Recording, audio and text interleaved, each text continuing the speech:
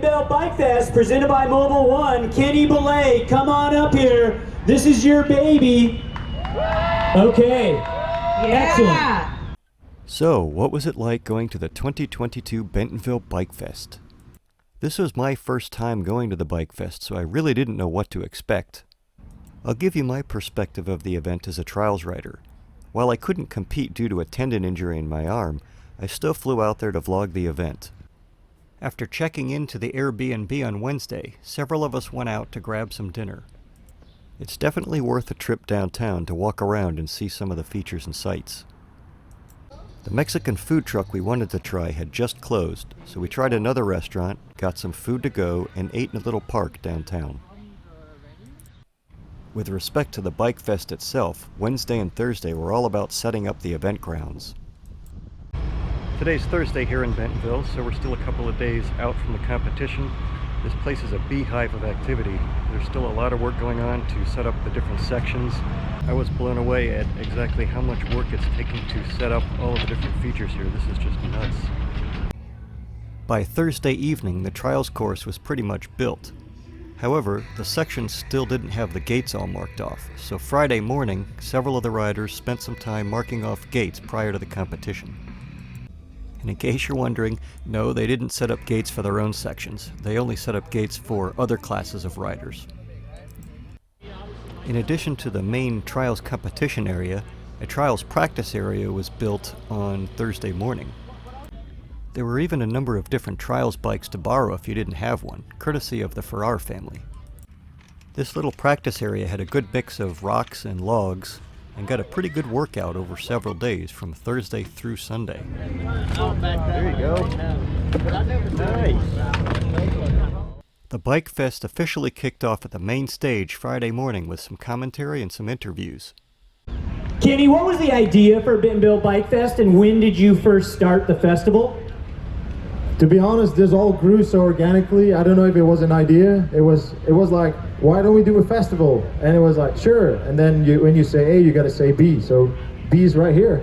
We first saw Kenny in 2012. He came and did a demo at 21C. We brought him back the next year. And, you know, I'm a trials fanatic from way back. So it was always cool to see Kenny do his trials tricks on the square. But to have the top 10 trials riders here for a competition, Kenny blows me away. Shortly after the opening ceremony, Kenny Belay and Jack Carthy gave a pretty impressive trials show. It's going to be live in 2 seconds. We're running right here. Jesus, make it hard for them. We don't want it to be easy. Oh, look at that hook over the apron. So, as you can see, Kenny like sitting there. Oh, hook to the back. Control, hold it. He's going to go across to the ground. Press the right down across the people.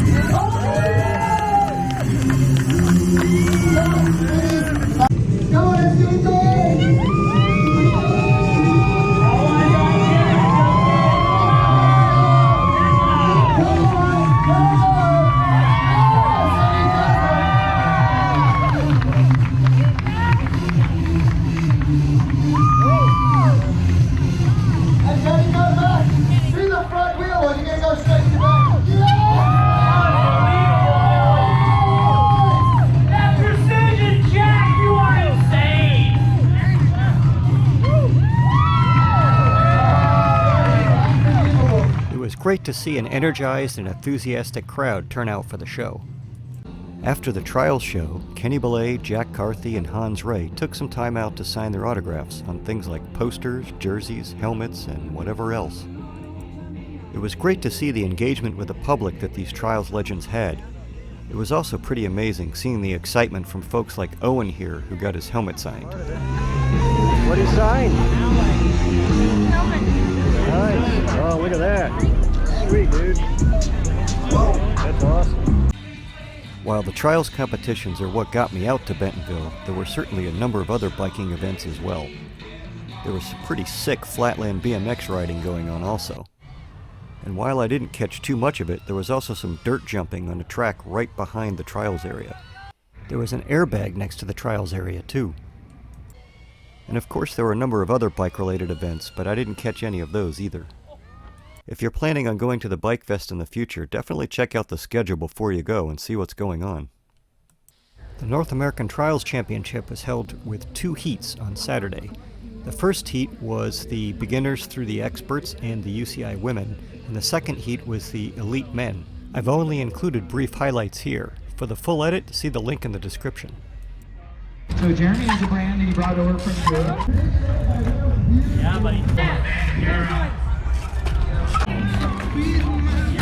Get up. And you have to go in between the 2 guys. All right. Nice.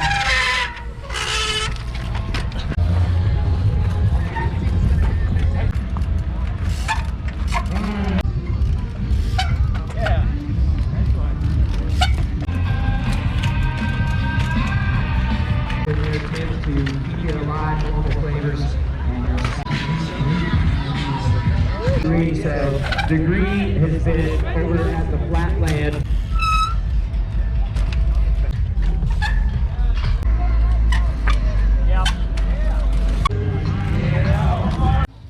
The UCI men rode the elite course as well, but they did that just for fun. We'll see them compete for real in just a couple minutes.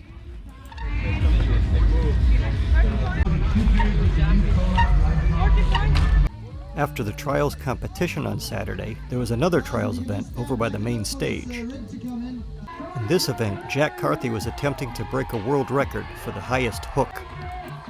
In addition to Jack Carthy, some of the other elite riders participated also. The platform onto which the riders did their hooks started out at 1,795 millimeters. This starting point was actually 4 millimeters higher than the previous world record. All of the riders would take turns doing the hook, and then the height of the box was raised. At 183 centimeters, all of the riders except Jack Carthy had been eliminated. They weren't able to quite make the hook.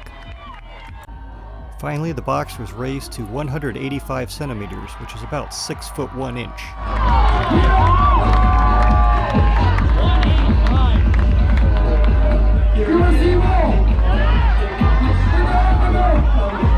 Okay, world record holder, 9 times world champion Jack Carthy. No sooner had Jack Carthy broken the record for the highest hook than the skies opened up with a torrential downpour and a little bit of a thunderstorm. Several of us trials riders huddled under a canopy trying to stay dry. Fortunately, the storm subsided after just a few minutes and we were able to head back to the Airbnb for the evening. Sunday morning started out with the European riders warming up in the trials practice area.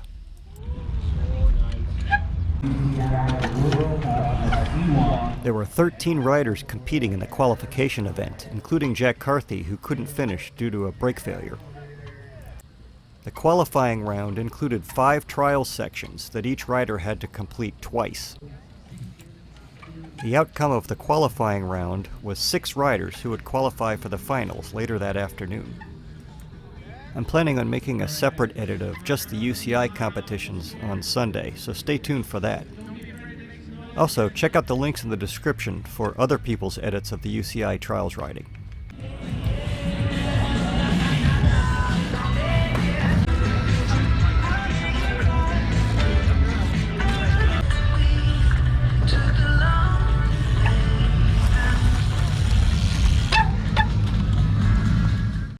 There was a little bit of a break following the qualification round, giving folks time for photo opportunities, time to eat, and time to fill up on fluids, because it was darn hot.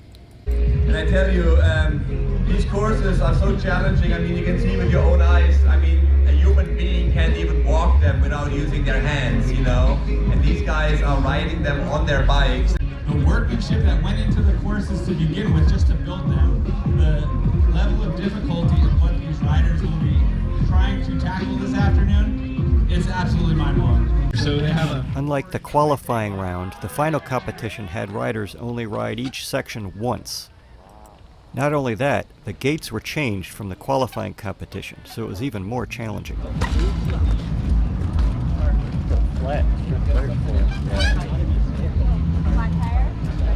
Watching the European riders compete in the North American Trials Championship for fun was pretty amazing. Watching them compete in the qualifying and the final rounds was intense. It was unbelievable seeing these guys ride. The level of skill they have, the power, the finesse, it was absolutely mind-blowing. Watching these Europeans ride was one of the big motivators getting me out to Bentonville this year. It most definitely did not disappoint. One show, Kenny Belay, thank you for inviting these top European riders. Let's bring up our men's podium. Daniel Barron, Alejandro Montalvo, and your winner today from Spain in the Cliff Bar C1 event at Bentonville Bike Fest, Eloy Palau! You guys, let's raise those checks. Show America what it's like to come over here and do trials at the Cliff Bar C1 events, racking up some World Cup points here. After the UCI final competition was over, the course was available for folks to ride on.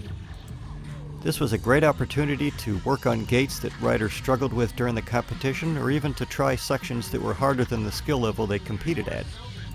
Plus, there was time to kill before the awards ceremony.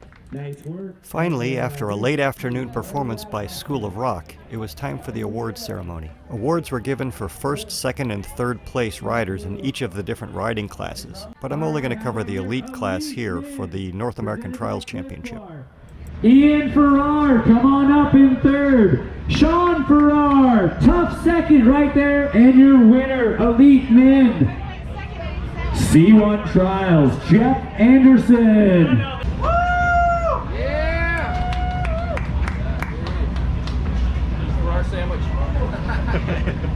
Keeping the sport alive. That's your elite men. After the awards ceremony, we had a group ride back at the trials area. If I'm feeling ambitious, I may actually make a separate edit just of the group ride. Keep an eye out for that one. Yeah. I mean, that was only half a gate. That was like C, I think. I even rode a little bit, borrowing bikes from Freddie and Matt. Of course, from not having ridden much in several months, my riding's really rusty. The group ride actually lasted quite a while, with riders coming and going. We actually rode until a little bit after sunset, before finally wrapping up and calling it a night. And with that, Bentonville Bike Fest 2022 came to a close. You'll then have to wait for a uniform representative to retrieve them for you, as you will not be allowed back in the jet.